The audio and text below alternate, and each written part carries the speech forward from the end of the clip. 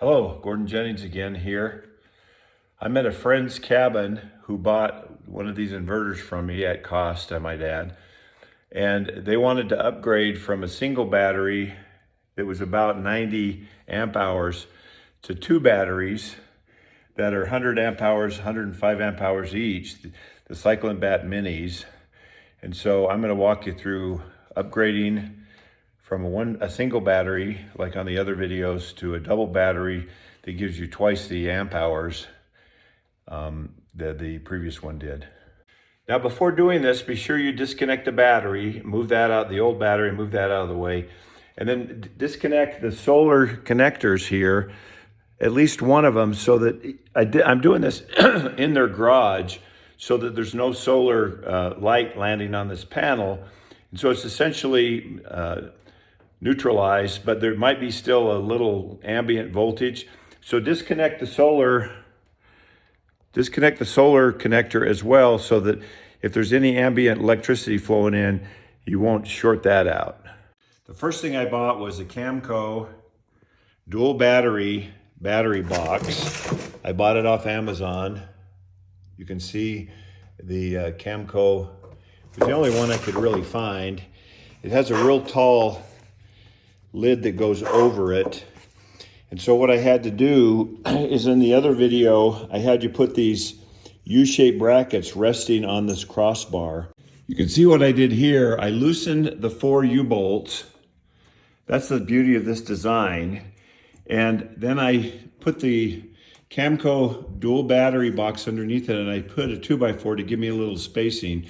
And that allowed me to balance and to raise this up and put the weight on the 2x4 and the Camco battery as I retightened the bolts on the U bracket. I also replaced their inverter and put in that G&Del 600 watt pure sine wave inverter. The next thing you're going to need is a set of jumper cables. These are maybe 20 inches, 24 inches. I got them off of Amazon as well. And then I bought 2 of the Cyclone Bat lithium phosphate batteries, the minis, and I'm going to put those side by side in this Camco battery box. So as you unpack it, it comes with this packaging that's really nice, and that fits down inside. I'm going to put this down inside there, and then that sizes the Camco batteries inside the Camco. It sizes the Cyclone Bat batteries inside the Camco double battery. I took the 2 Cyclone Bat batteries out of their box, and in the bottom of this, I put the 2 top packing material, and I put it in the bottom of this Camco battery box, and then I set the Cyclone Bat inside there, and that kind of keeps it spaced perfectly so it won't rattle around.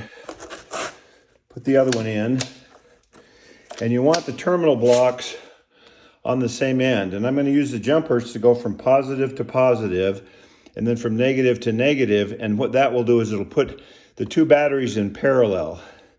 I'll center this on the cart, and then I'll attach my wires here. Next, I'm going to take the bottom part, and I'm going to put that on the top, but I'm going to cut this section here off. So it's just a rectangular spacer that I can put in here.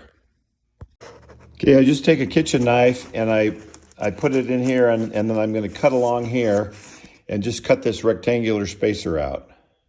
Okay, I got that part cut off.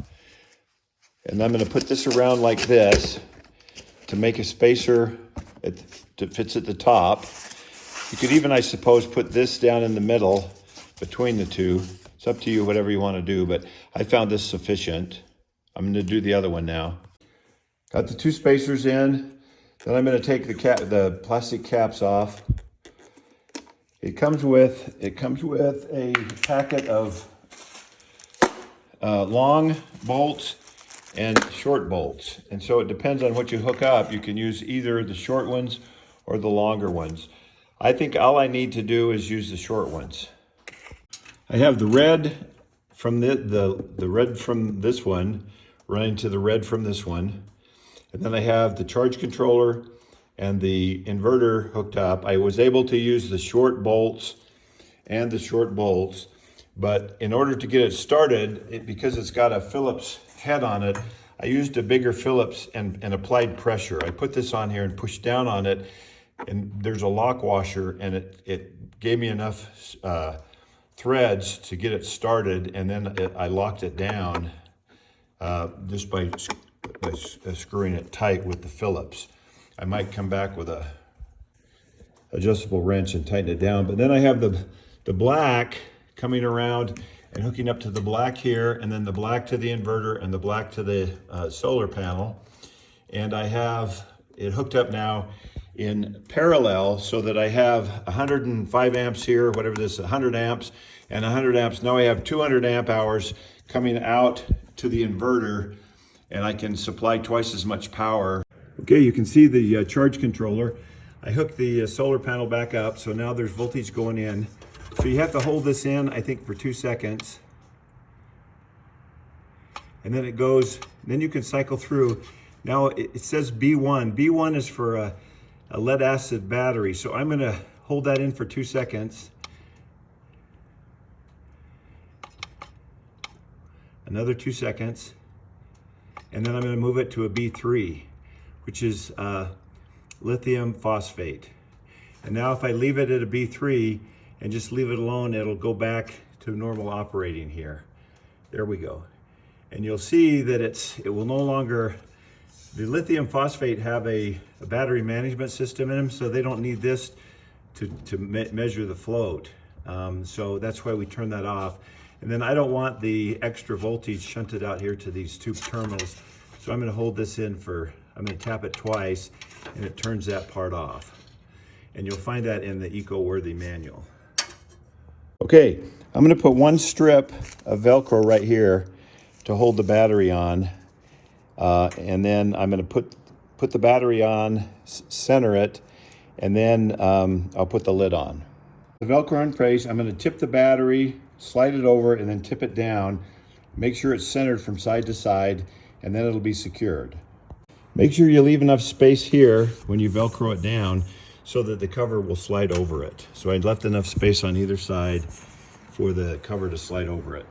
Just angle the cover up and over, and then you can slide it up to the top and over and bring it down, covering the battery like that. And then you're all set. There we go. Sitting on the cart with the 2 cyclone bat. Still portable, highly portable. Again, the idea would be that the sun charges it, you have fully charged batteries, and then in an emergency when you need it, you got 200 amp hours of 600 watt power to last you however you want to use it.